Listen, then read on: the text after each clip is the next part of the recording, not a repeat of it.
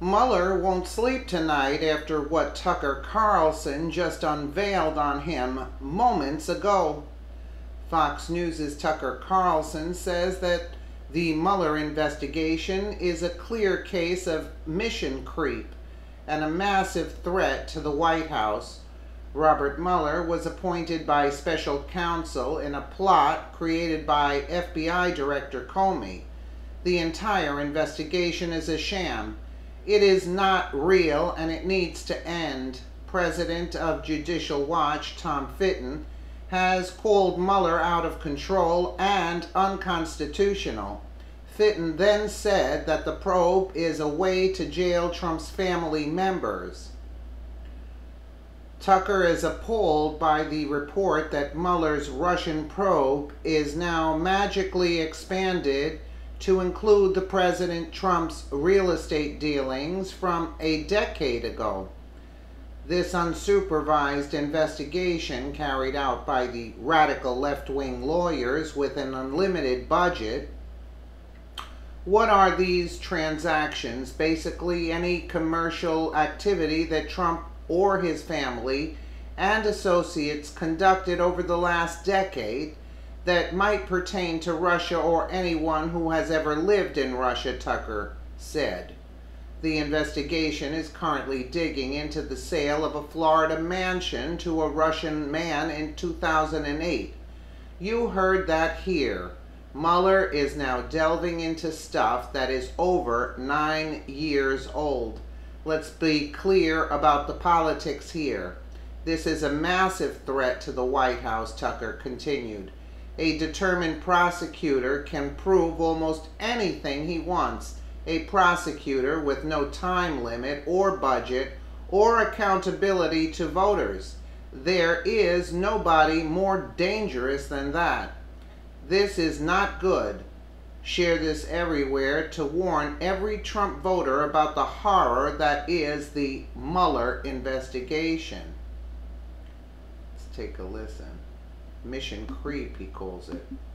When historians look back at the Trump administration, they'll likely point to yesterday as a turning point. 10:31 a.m. Eastern Time, to be precise. That's when Bloomberg News posted a story entitled, "Mueller Expands Probe to Trump Business Transactions." The story appeared a little over 12 hours after the president told the New York Times that Robert Mueller had no right to investigate his business transactions. Mueller, through Bloomberg, sent back the clearest possible message. Yes, I do, and I will. Now, what are those transactions? Well, basically, any commercial activity that Trump or his family or his associates conducted over the last decade that might pertain to Russia or anyone who has ever lived in Russia.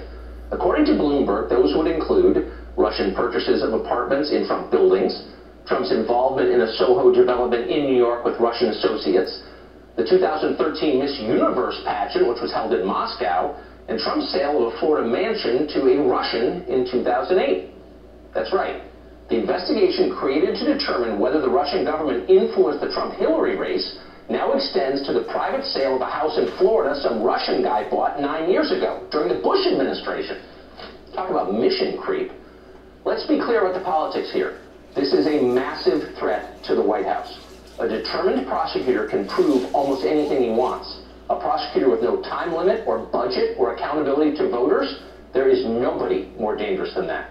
Throw in Russia and all bets are off.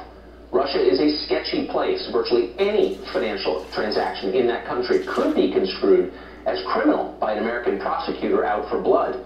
Ever bought a pack of cigarettes in Moscow? An independent prosecutor could probably nail you for money laundering. America's got a ton of laws. It all depends on how you want to interpret and enforce them. So it's hard to overstate just how bad this is for the administration. The Trump White House has lost control of its fate thanks to Robert Mueller. That's dawning on them now, and it may account for some of the turmoil we've seen over there this week. But it's also sad as hell, especially for voters. They elected Trump. You may not like it, but voters had their reasons, and they're supposed to be allowed to pick their own leaders. That's not at all the view from Washington, where Trump is seen as a terrifying threat to the permanent ruling class, which has been working for more than a year to neutralize him. Hours after the election, we were told that the results were not legitimate or even real. A foreign government must have done this. There is no other logical explanation for this. When evidence of Russian involvement failed to surface, we were urged to have the Justice Department investigate it all, just to make certain we owed it to our democracy. 9 months later, nobody is talking like that anymore. Questions of collusion and Russian hacking look like irrelevant footnotes at this point. Now investigators are trying to figure out why Trump once sold a Manhattan apartment to a Russian buyer. There's got to be something there. And maybe in the end we'll find out there is. It is the New York real estate business after all. But at what cost? Voters have learned a lot of sad lessons from this Russia story. They've learned their president does not always handle pressure well. They've learned their elites in Washington are as susceptible to mass hysteria as any medieval peasant village. But saddest of all, they have learned that despite all the talk of democracy, they're not really in charge of their own government. People who are never elected are. Jonathan Turley is a law professor at George Washington University Law School, and he joins us tonight. Professor, thanks for coming on. Thank you, Tucker. So, this is an investigation that went from trying to determine whether or not Russia had an effect in the election outcome in 2016 and is now looking at real estate transactions in the United States between Trump's companies and Russian citizens from 10 years ago. How do we get from one to the other? Well, first of all, the mandate that was given to Mueller is perhaps the most vague and ambiguous mandate I've seen for a special counsel or independent counsel. It's basically one line that says investigate this election controversy. Nothing else. There's no specific reference to crimes. And so you could really drive a semi through that language, and that's what's going to happen. What people need to understand is that any special counsel investigation tends to have some mission creep. It tends to broaden with time. Yeah. If you start with very broad language, they will fill that space and they'll likely go beyond it. So I think that Mueller is going to be able to fit this financial investigation under that language, because that's what he was given by Rosenstein.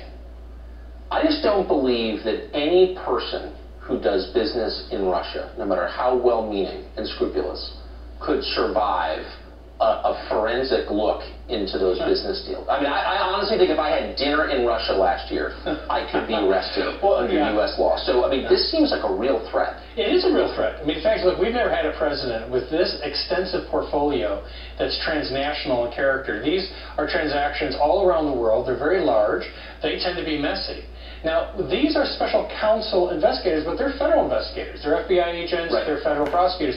If they see a crime, they don't just walk away. They'll refer it to the FBI or they'll take it themselves. But that creates a very high risk for this administration. So I think it's fair to say that voters, who really are the point of this whole exercise, knew that Trump did business in Russia.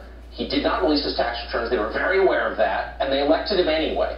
And so from the Trump administration's point of view, this is all a disingenuous effort to nullify the election results. That's how they feel about it, and I think they have a point.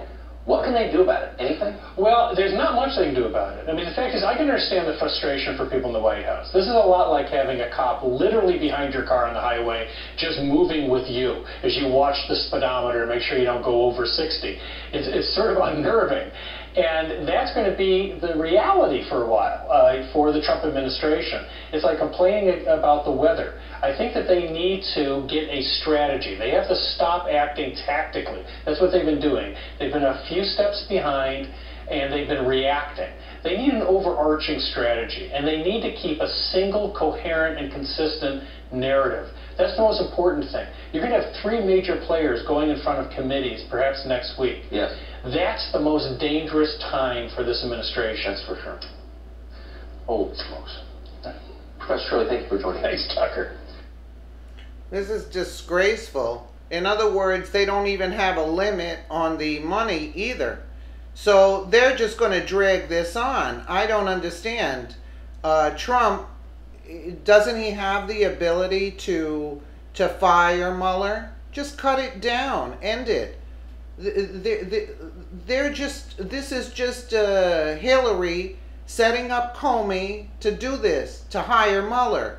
And Rosenstein is another lackey too for not stepping up. But again, they fear a lot of things. So, you know, this is the web that Clinton has her cronies too have done to this situation.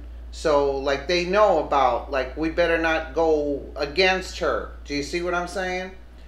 Let us know what you think in the comments below.